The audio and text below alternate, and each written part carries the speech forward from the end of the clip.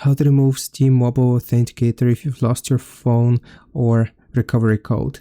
So here's what you want to do. You will just go onto the browser and search for Contact Steam Support. Then you want to click on the first link, how do I contact Steam Support. Now from here, we are going to select Help Me with my issue. And then you will need to click on Help, I can't sign in.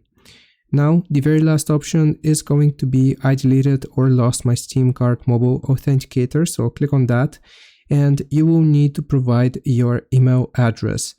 So I'm just going to do that.